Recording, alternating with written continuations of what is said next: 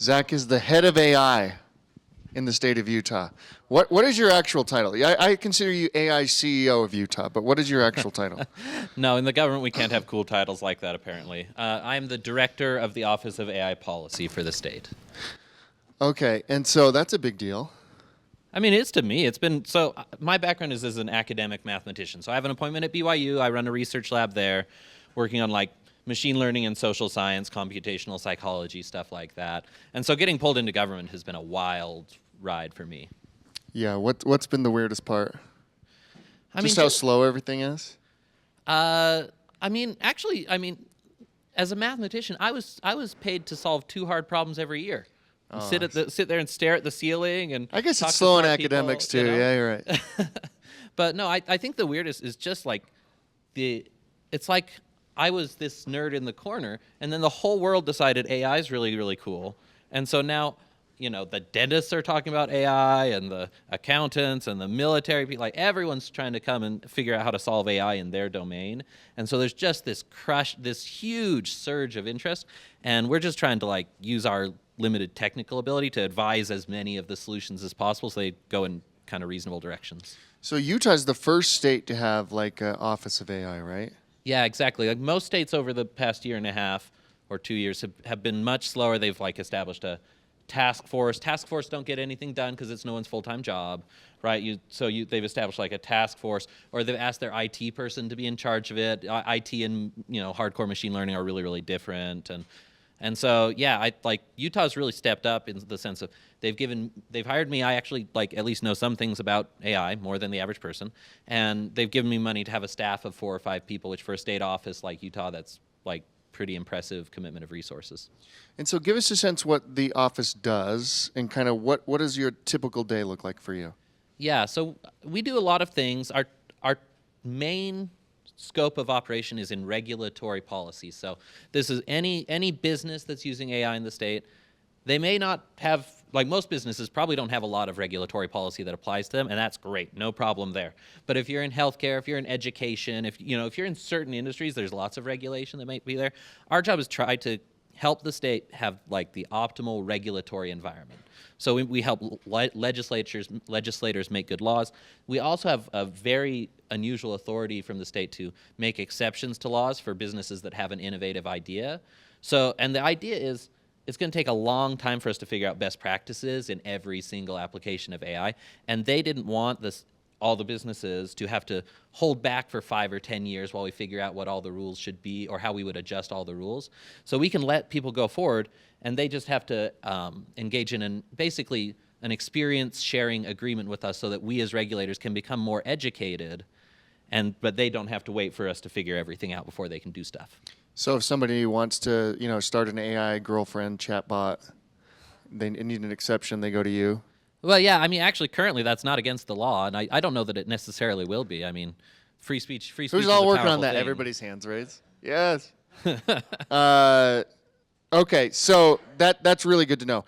And real quick, as we're just setting this up, and then we'll get into the weeds here. And by the way, all of you, get ready to ask questions. And when we do, we're streaming this, we're recording it and everything.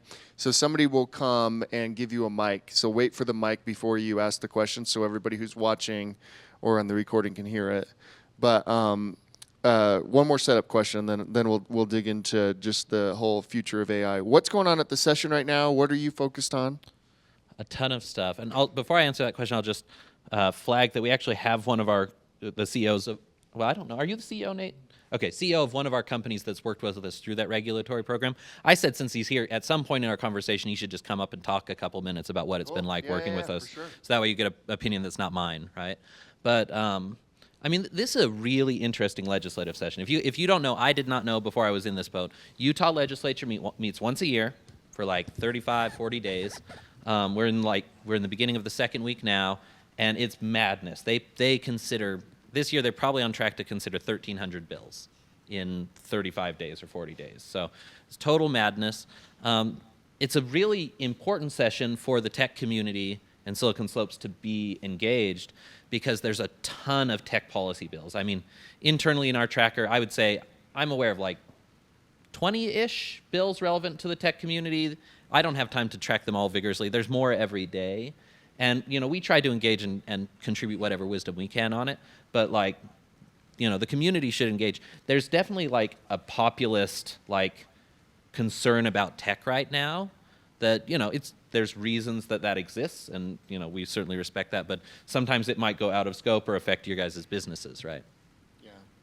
All right. So let's talk about where we're at in AI and how you can even regulate this thing. That's the part, like, that's really interesting. And I think something that spurred a lot of conversation in our community is when Governor Cox sent a tweet saying something along the lines like Utah was going to step in and regulate in certain areas where the federal government wasn't. And then you got into this debate that wasn't just unique to Utah, but to all of the tech community, which is, hey, should the federal government regulate AI or should all 50 states?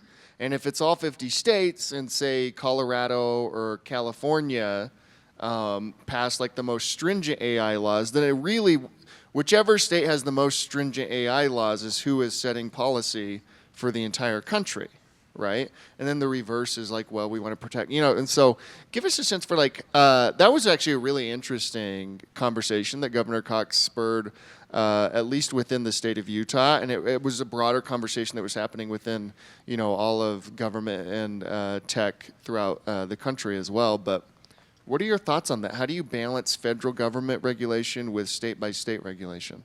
Yeah, I mean, this is a really hard topic, and I'll just say my views and what I've seen and what I know. So, every level of government kind of has its role and its lane that it should occupy.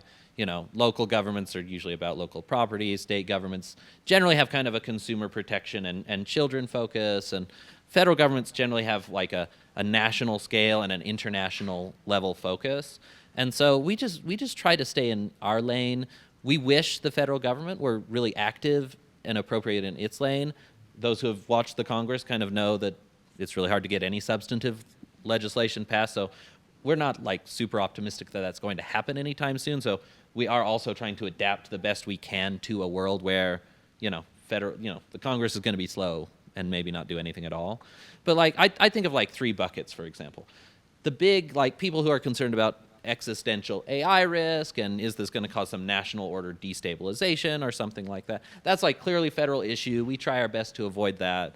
We also try not to mess with the scientists and the fundamental tech creators. If you want to make a language model that's smarter than any other language model or something, like, we don't think that's our business. That's like, if there's any concern there, it's kind of a national security concern.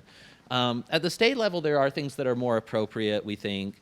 Fundamental consumer protections. Like we were talking about, AI girlfriends and weird sexual relationships that youth are developing with those. That's like a youth consumer protection issue, clearly in the state's domain. The other thing that like states do that I think is really important is deal with areas where there's already a bunch of rules, right? If you're in healthcare, there's like 1 trillion rules. And there are going to be cases where the state needs to clarify those rules. Same with education, same with transportation. So if there's already rules in place, there's like a stronger case for clarifying and innovating on those rules. Yeah. Do we even have a Congress anymore? It seems like everything's executive order. We have. I've been calling them all the time. Yeah, okay. And then the other piece of this, so you have the state-by-state regulation and what should the state handle and what should they not. So what issues are coming across your desk the most for Utah tech companies? Yeah, so on the legislative side, a lot of it is social, right? A lot of it is stuff about, deep fake pornography or AI companions. But like, for example, I know there are multiple legislators right now thinking about algorithmic pricing. There's this big concern that people have about should an AI be able to set prices and how detailed of our personal information should it use to do that? Should the bathroom cost more when you have to pee? And so they're talking about that. That obviously could apply to maybe several people in this room. There's also talk about stuff like standards for AI in education. If any of you are in educational software, you definitely should know about that. They're actively working on it right now. So stuff like that.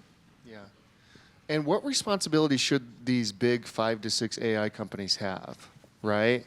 Like you have OpenAI, who's, I think they're in lawsuits for like maybe somebody committed suicide while using the platform or something you're always going to have this with technology, and it's not just OpenAI, it's all of them. I think Grok is going through something like what you touched on a little bit before. And my sense is they don't want any responsibility for anything that they build, which is odd. So, what responsibility do they have, and what responsibility can the state or the federal government make them have? Yeah, I mean, this is a really active discussion we're having. I mean, one of the awkward things is, if you look at, say, OpenAI, they've done a lot of legitimate science. And like I said, we try to stay out of the science. If they want to make a fundamental capability, that's great.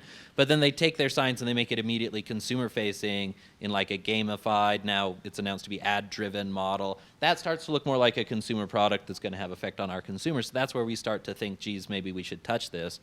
The other paradigm that's starting to emerge, because a lot of what happens in AI is speech or free expression, and we obviously should, governments should be restrained in how they regulate that. Where we think that the state should intervene is basically just product design and product safety, right? So we're running a bill this year. There have been several suicides actually linked to basically AI products being designed to kind of, we've done super deep dive on this. I mean, there are specific features that are understood that they lead to these outcomes, and they're put in there to design because they like really boost engagement. We think companies should have a responsibility for their design decisions in their products, but not for this free speech content of their products.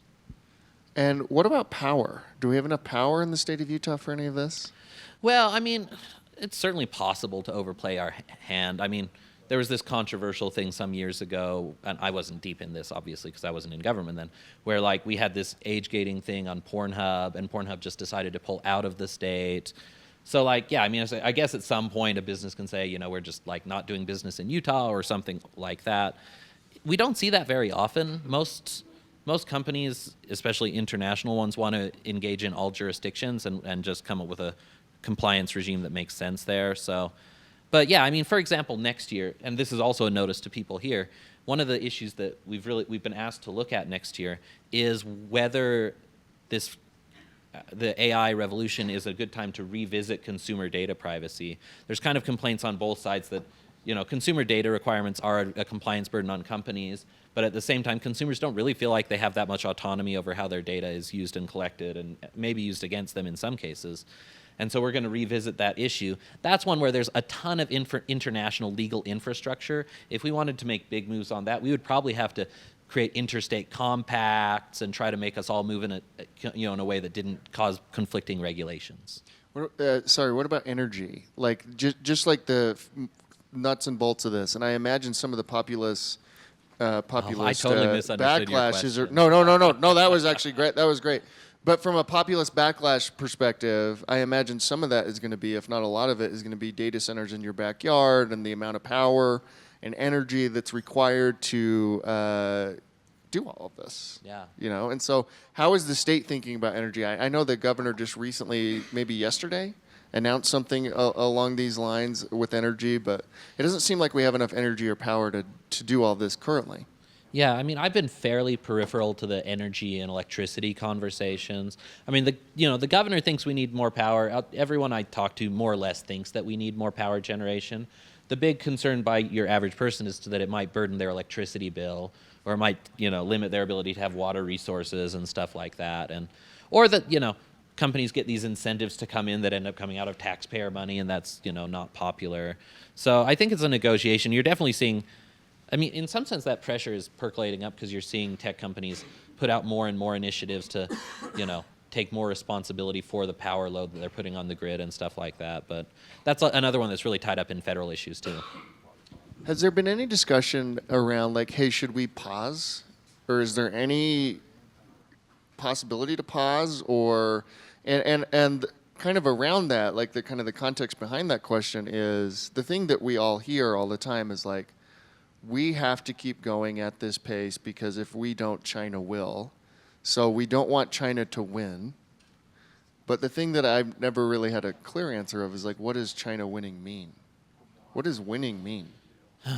That's like the hardest question, right? Yeah. Because once you have a fundamental capability change in your tech, like the consequences for science or for society are really, really hard to predict. I'm not betting on a pause happening. I'd like just realistically, international diplomacy is really, really strained right now, and you kind of have to get everyone to stop, and you need verifiable infrastructure in place to know that everyone else has stopped. I mean, it just seems not likely to happen right now. One of the things we are thinking about hard with this, we try to be respectful of the national priority to make sure that we're not falling behind against China, and we understand the national government has a role in thinking about that, and we're not specialists at it. But kind of our general place where we land is, we probably, we might need to have AI integrated into our economy and have a good regulatory structure to allow that to happen to beat China.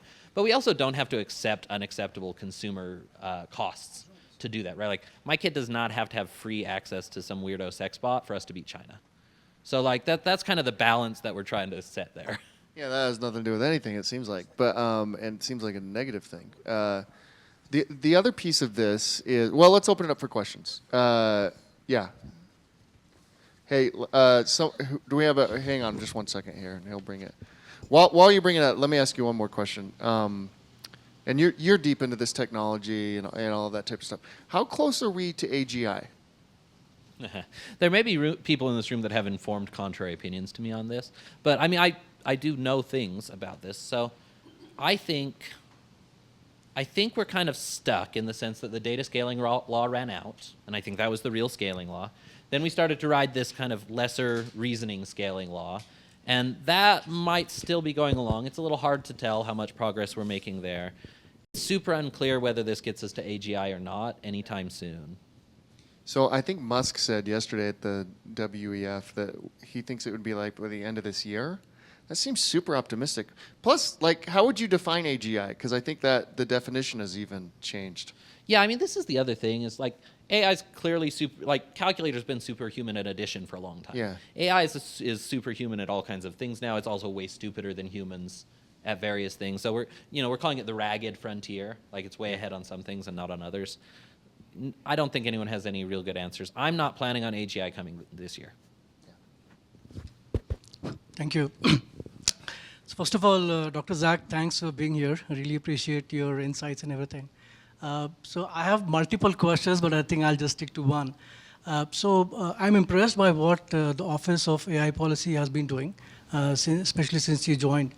The most impressive part was the contribution of that department into chatbots, right? Controlling and regulating chatbots. So long story short, a few weeks back, I kind of ran into a newer concept when it comes to AI and chatbots. Is that the scenario is that a person is talking to a chatbot, and a few minutes later, after starting the discussion, the person basically says, I cannot talk in an accent that you can understand. So if you can't understand my Indian accent, talk to my AI. And then there was an AI that was talking to the main AI on behalf of this person. And they were using something new called Gibberlink. So there's a Gibberlink protocol where you can have an AI talk to another AI in their own language. And it is truly fascinating if you see video clips and stuff like that. So the question is that we are planning on regulating human versus chatbot communications. Has the department thought about the next step where you bring in an AI on behalf of which you are talking to that AI? Thank you. Well, and this has all kinds of important commercial applications because it's basically creating the infrastructure for agentic orchestration, right? Like, this is one of the emerging paradigms. And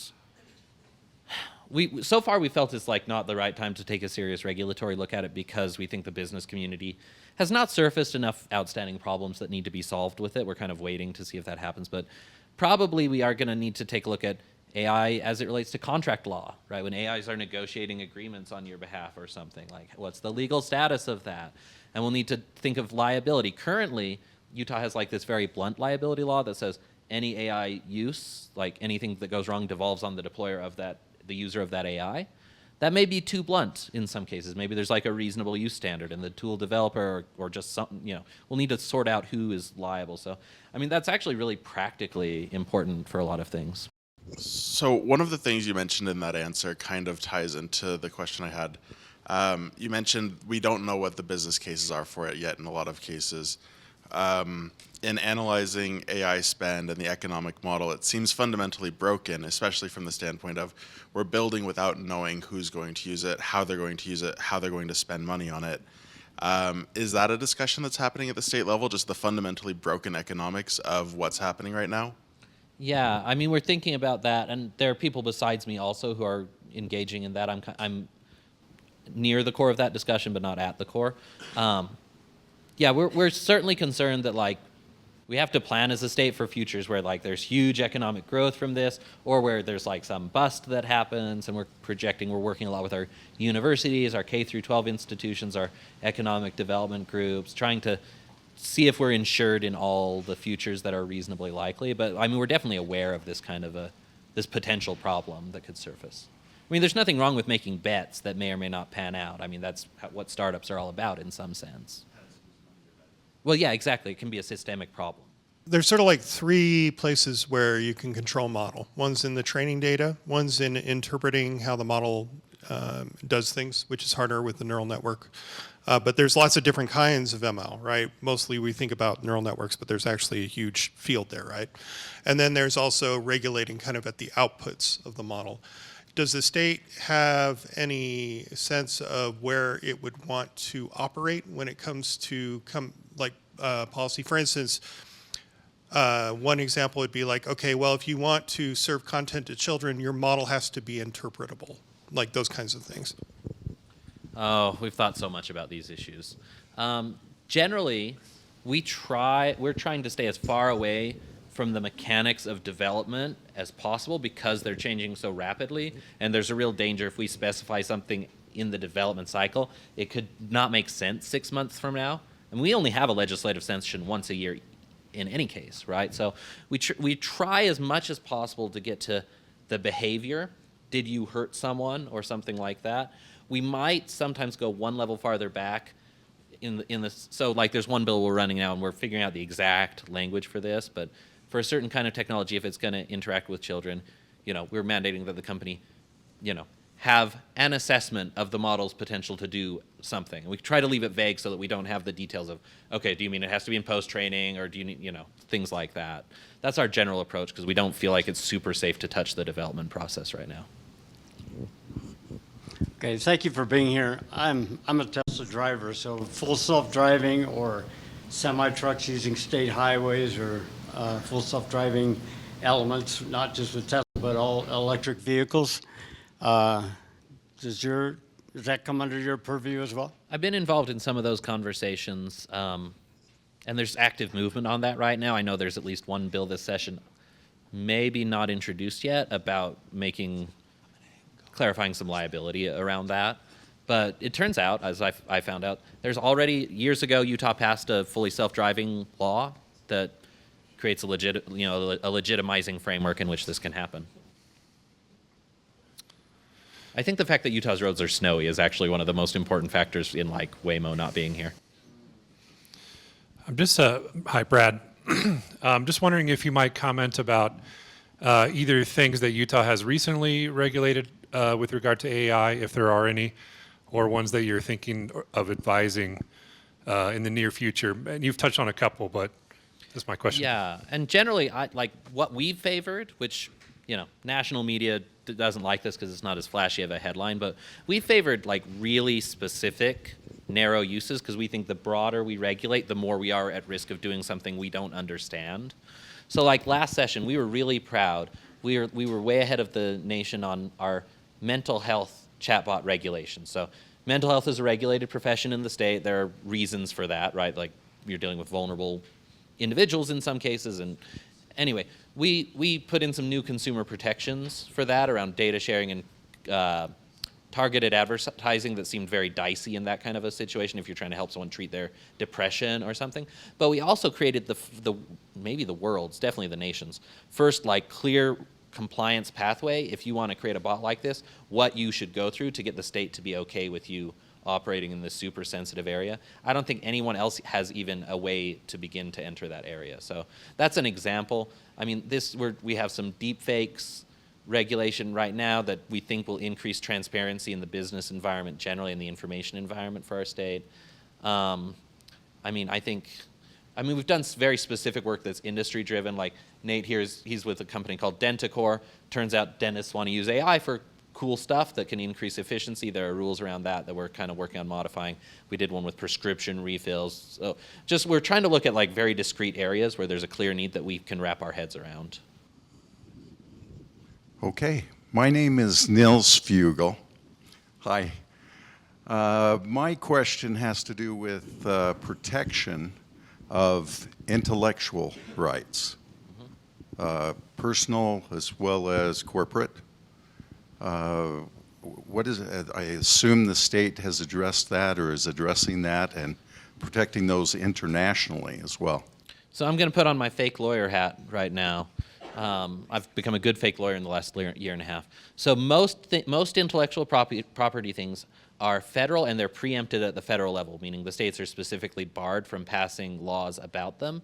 We have done some movement, though, in Utah. Last legislative session, we worked with Senator McKell on a bill about name, image, and likeness rights and AI. So that gave formal protections in the business context that your name, image, and likeness cannot be used in a way that implies your endorsement of their product or something like that without your consent.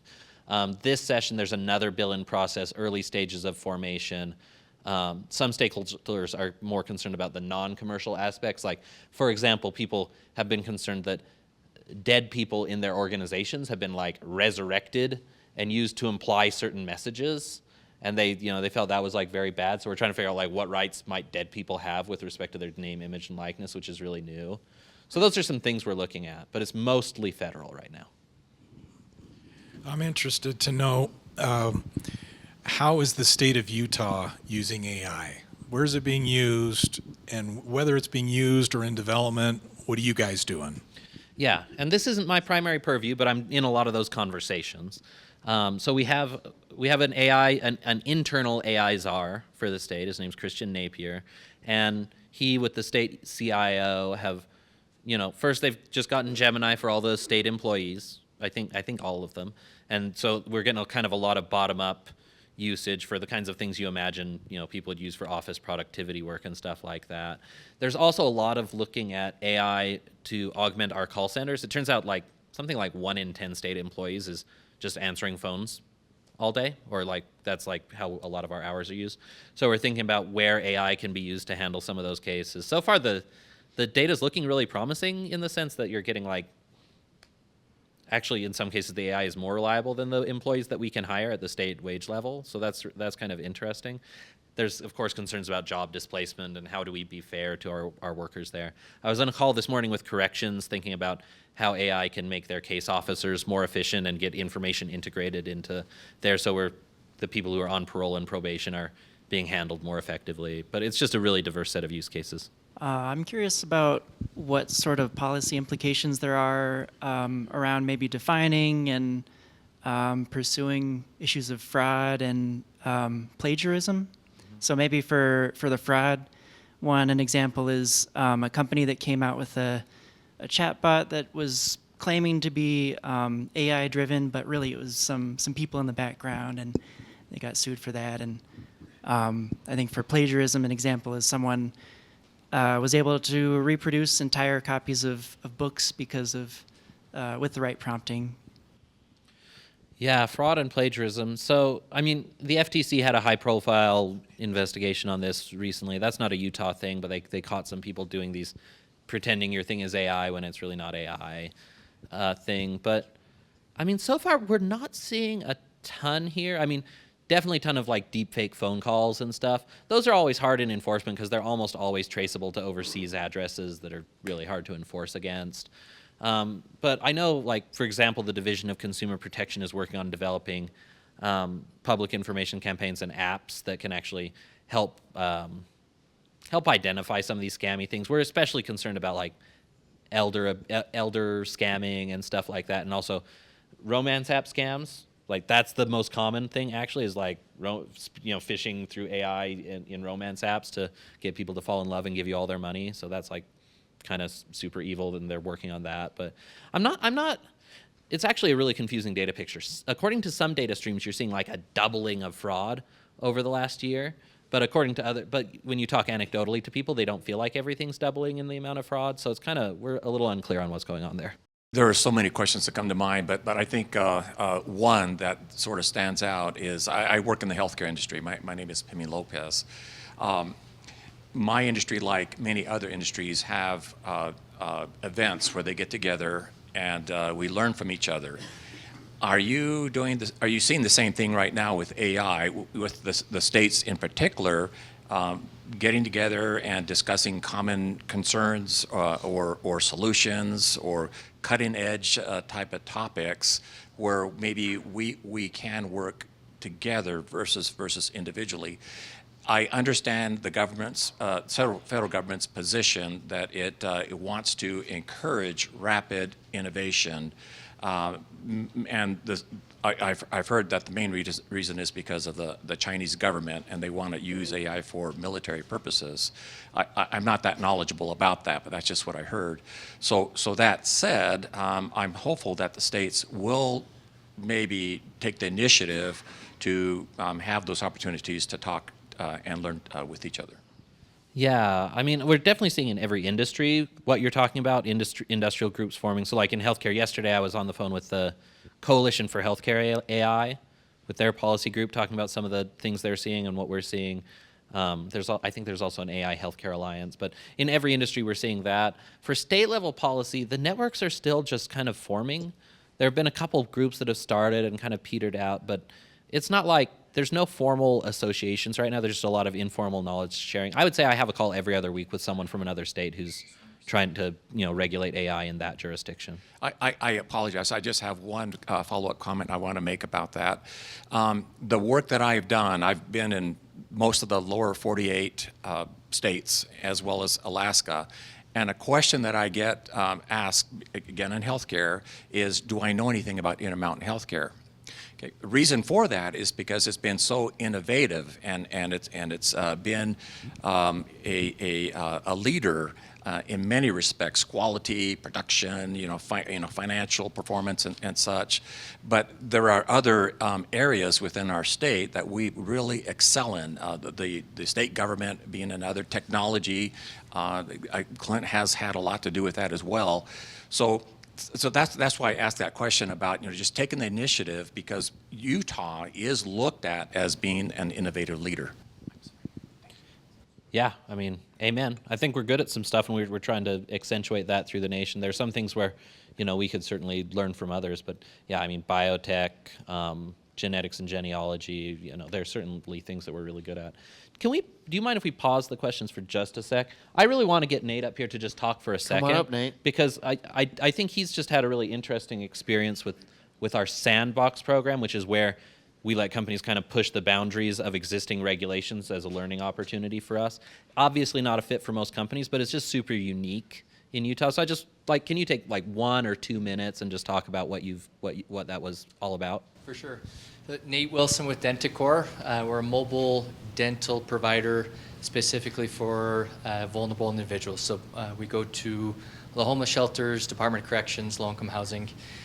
Big gap in Utah with dental care, which is one of the main root causes of major other health issues, mental health issues, is a lack of dental providers, dentists. Two of the main conditions that we see are gum disease and dentalism, which is just the lack of teeth or not having teeth. And dentists being able to diagnose those issues makes the accessibility very scarce. And so the regulatory relief that we have is using existing and approved AI X-ray diagnostics with the on-site, in-person diagnosis or review of a dental hygienist with the dual verification of those two things, be able to have an official diagnosis of gum disease or edentalism, to be able to therefore treat those two issues, which a hygienist can already treat, but we're not able to diagnose previously. So this regulatory relief over the last 6 months has helped about 500 individuals in Salt Lake County, mostly homeless adults, be able to get treatment that they hadn't been able to get for years. Yeah. So just to put in kind of abstract business terms. Thanks, Nate. I mean, they can ask questions. Give it up for Nate. Yeah, seriously. Saving the world. But just kind of in abstract terms, right? Like in his business, the costliest factor of his production was a highly paid, highly qualified individual who had to check off the work of lower paid medical professionals to make sure it was right. But we did our assessment together with him that actually the AI is like really good at this, and the things the AI miss, the lower paid individuals like always get. And so we made an agreement with him that the regulation that made that dentist always approve that stuff, we're going to waive that for a little while, vastly improving their margins so they can have better access to care. And we're tracking to make sure no safety issues arise. We have a collaborative agreement with him to track that. And maybe this will become something that's permanent, but he doesn't have to wait. He can like charge ahead and scale his business while we figure out the regulatory side. My question is about what the state of Utah is doing to protect our natural resources when it comes to the data centers that are increasingly being attracted to Utah, and we just don't have the water. So what are we doing to balance that? Yeah, and this is going to be one where I have to say I don't know in enough detail to give a really satisfactory answer to that question. I mean, I know on a high level, this is exactly what the policy upshot is to try to increase energy production, but put as much burden as possible on the large companies that are going to benefit from producing that energy and try to minimize impact on consumers. But it's really, I just am going to have to say I don't know enough to like give details there. Hi guys, hi Clint. Hey, have a comment and then a question. So the comment on China and why that matters, it's a race for control of the world. And so if you marry AI with robotics and then with quantum computing, which is a huge race, it's just it's power and control. People say, well, AI, we can just unplug it, right? Well, the robots plug in themselves, right? And they're not going to let you unplug them. And that is a few years away. If you look at Boston Scientific and robotics in China, it's stunning. So, okay, that's my comment on China. Wait, tell people who you are so that they understand like your knowledge on that. I've been in the defense industry a long time. I'm founder and CEO of a company that builds defense equipment for the United States. My name's Tim Bean. My question, though, I pay my $21 a month to ChatGPT, like most people, right? I type in hard problems, and it writes all sorts of things and helps me with all kinds of things. I mean, there is $300 billion being spent on these data centers, right? And I don't see how they're going to make any money off my $21. If you do the math, if everyone paid $21. So how do you think AI is going to get monetized? Like if I say, hey, I have this problem in the world with my kid or with my foot, and AI says, okay, go buy a shirt at Nordstrom. That's what you need to go do, right? Like Google does. Google monetized what we were searching for and took us to a place for people, capitalism, to make money.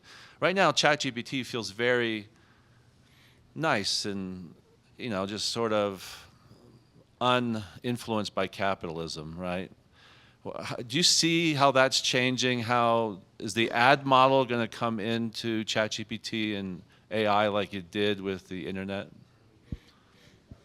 Yeah, I mean, we're seeing a lot of change. And just to be clear, like, we're not the office of AI is great. We're the office of AI policy. So, like, I don't have a position that AI, like, is going to be, justify this $300 billion investment necessarily. Like, that's not my specialty. I mean, we're definitely seeing some things. We're seeing people bet on AI, like I said, in, call center, other routine jobs having an economic value. So there's definitely like an enterprise angle that, in legal services and things like this, that maybe it will actually become a business necessity in certain industries. Maybe in education, there's certainly companies in Utah trying to prove that uplift is so substantial that it's worth devoting a large percentage of your expenses to. So, I mean, that's one angle. I agreed, $20 a month probably doesn't do everything. But I think the bet generally is that AI kind of becomes essential for enough other business opportunities that it's really the enterprise spend that's the big deal. But like I said, I'm not here to defend that they made the people making these gambles made the economically correct choice. I mean, I think OpenAI just announced that. OpenAI is doing an ad model now. Yeah, they announced that recently. Did you see when Sam Altman was asked about this in a podcast where they're like, hey, the numbers don't add up. You need to raise X, you're making X, and he got super defensive. And he's like, "I'll sell your shares" or something like that. It was really interesting. It was an interesting response. Does anybody think we're in an AI bubble? Oh, interesting. Yeah, very interesting. All right, next one. I'm a Utah-based company intending to take AI solutions to a Montana-based company. As I introduce these products to that company, I think we said earlier that the company that takes on the AI takes on the liability of that. So I think that's established. Is there any collaboration with surrounding states, or do you have any awareness of what Idaho or Montana or Colorado might be doing? It's early stages. I mean, I have lots of contacts at other states, and we're kind of beginning to talk. But yeah, I mean, like model bills get passed around, and like I get invited to talk to places about our regulatory relief program because that's like really unique and interesting to people. And I know like, so we're kind of informally circulating some ideas. Actually, Idaho and Wyoming I know less about than some other states. Like Texas, we're actively reaching out to because there's a reason that we could have synergy together. And like I said, if we do want to pass any legislation that is like really like a substantial regulatory reform, we are mindful that it's good to reach out to several other states to make sure we're not moving and actually just creating now 2 compliance regimes instead of 2, so that we can kind of, instead of just 1, so we can kind of move together. But it's just really early stages on the networking there. Hello, Brad again with second question. You've talked a little bit about your focus on advising on regulation, and you've mentioned a few things on the enablement side for the state. I'm just wondering if you can speak more about that, like what is the state doing? Because it would be, it seems like it would be good if the U.S. wins in AI, but it also probably would be good if Utah wins. Yes. Well, I mean, yeah, I guess it depends on exactly what kind of enablement you mean. For example, I mean, on the regulatory side, really, like, I think a lot of the sectoral regulation can be enablement because they're just, like, good regulation is better than bad regulation, but bad regulation is even better than completely unclear regulation that no one even knows what compliance looks like. And so a lot of the work we do is, like, kind of trying to bring industries out of that spot so at least everyone knows what's allowed. And then hopefully also making good regulation if there is going to be regulation. So that's a kind of enablement. We've got the regulatory relief as another escape valve for enablement. We've also, like, I know there are, I can't remember if this is released as a bill yet, but for example, there's a request for proposals bill right now running through the legislature to create statewide procurement of AI products that could increase student capabilities. There's, I think, what's their name? Anyway, some of the economic development branches of the government are putting in a bill right now to allocate $10 million to workforce reskilling on AI, so to try to match people to new job opportunities that are opening up and just kind of smooth their transition to get the skills they need for that. We've got all the universities also. I mean, last year they were supposed to reallocate 10% of their funds to more competitive things. A lot of those funds ended up going to AI because that's kind of in the air right now. So there's a whole mix of things going on. I will say it was only about 6 months ago that like the state really the state definitely had a step shift about 6 months ago, realizing they needed to become twice or 10 times as much proactive on the AI economic development and workforce side. So it's still gaining momentum internally. When I think of other professions like doctors, lawyers, et cetera, et cetera, et cetera, there seems to be like sort of a sense of like, this is how we deal with change. It seems like we don't really have that on the policy side with technology yet. I'm curious if the state of Utah has learned things from this process that might go into making that so that when the next new tech thing comes out, we have a process already kind of in place for like, okay, this is how we deal with it. This is, how we go through the regulatory process. This is kind of how we figure out what the lessons are. Because it seems like every other sort of profession has kind of figured this out, but tech is behind the curve.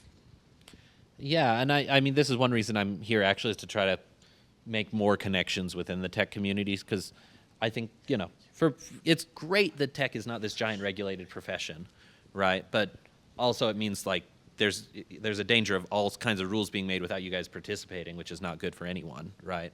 I mean, I think the biggest lesson we've learned is just the value of having in the government people whose full-time job it is to track these issues. I mean, that's been my office that's made it so distinctive. Like, now the legislature and different agencies in the government, as soon as they have some brilliant idea for what to do, they can call us and say, here's my brilliant idea. Is it really brilliant? Are there ways that we should tweak it? And the other thing we've just done super intense networking with experts in every field we can think of, so that, you know, when they come to us, we're AI in corrections, we know, oh, Santa Fe Institute has the smartest thinkers on this issue. Or if it's a healthcare thing, we know Coalition on Healthcare AI, they have the smartest people. I have them on speed dial, right? So just the increased situational awareness and the activeness of there being someone in the government whose job it is to just know all this stuff and know who knows this stuff, I think is really valuable. And I think that's more or less transferable to future things as well. Hopefully that speaks somewhat to your question. Hey, quick question on just perspective. I'm looking at the evolution of AI and just, there's a lot of influence of decisions right now that's happening as far as AI using chatbots, things like that to help enable us.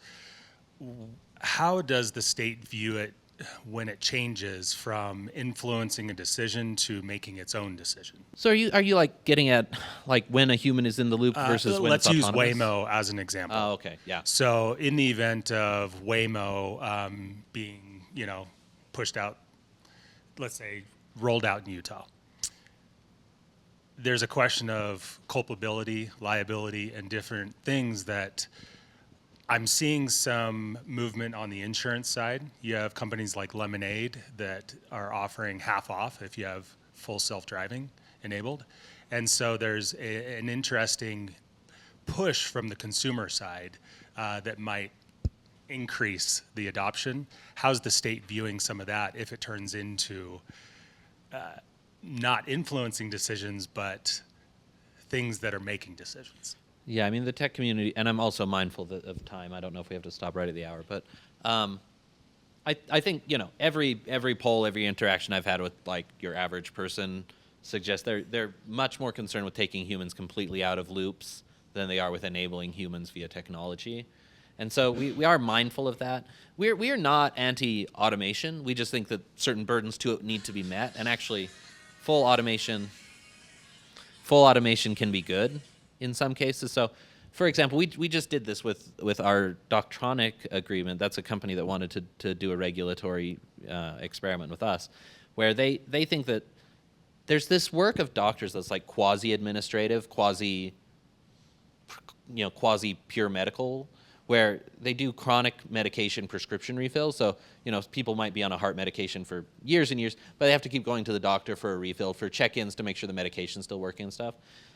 We actually did authorize them to pilot doing some of this fully automated, and we've got a staged approach to slowly ease the human out of that loop to see if it works.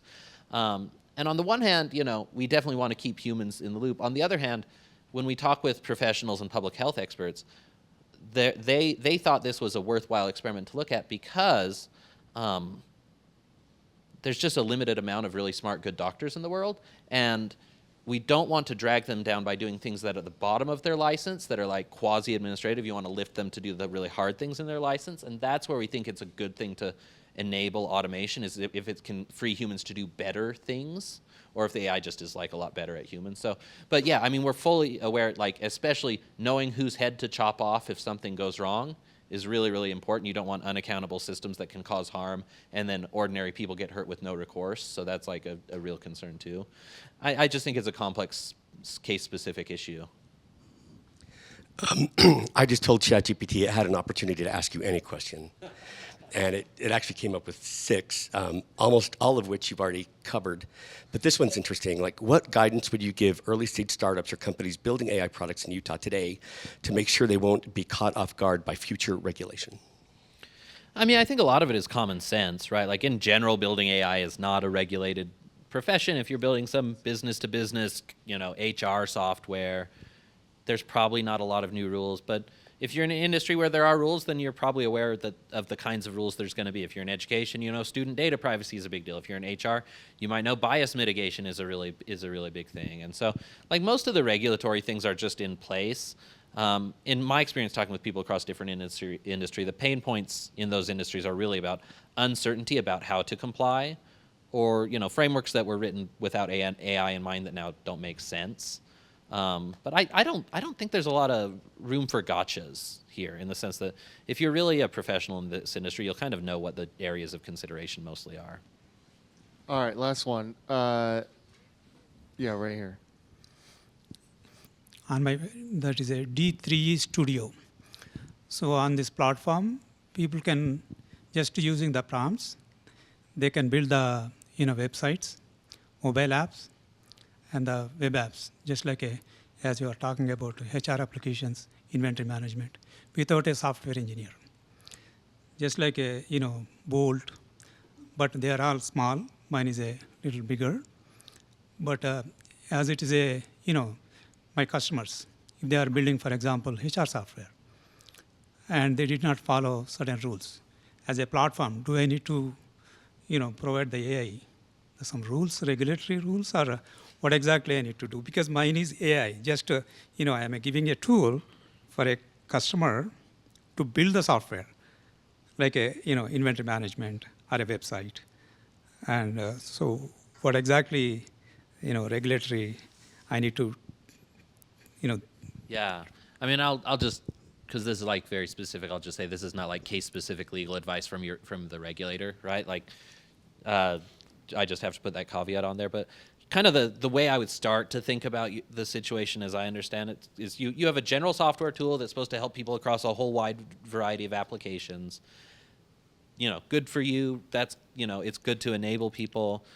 Where you might want to be a little bit careful about claims, right? Like if you're claiming you're going to build suitable software that is suitable for HR deployment, then it might be important to think about whether it really is going to be suitable for HR deployment, whether it's compliant with federal anti-bias laws or things like that, because then you don't want to make a dishonest claim to your customers. So, I mean, that would be where I would think about. There's somewhere, by the time it gets to the end application, it has to be compliant. It's just a question of whether the person deploying it was irresponsible or whether you were irresponsible for making a claim that the consumer then relied on and got in trouble, right? But because you can build anything. Mine is a tool. Just they use the platform, they build their screens and everything. That's not my issue, right? I mean, for example, if they are building something, a chatbot, means as you are talking about, like a girlfriend chatbot. That's not a, I'm giving a platform just like a ChatGPT or a Claude, but the customer, but this is only specific to build the softwares. Yeah, I'll decline to answer in more detail right now. Okay. Hey, everybody, Summit Agenda is live. Make sure you check it out. Please give it up for Zach for joining us today.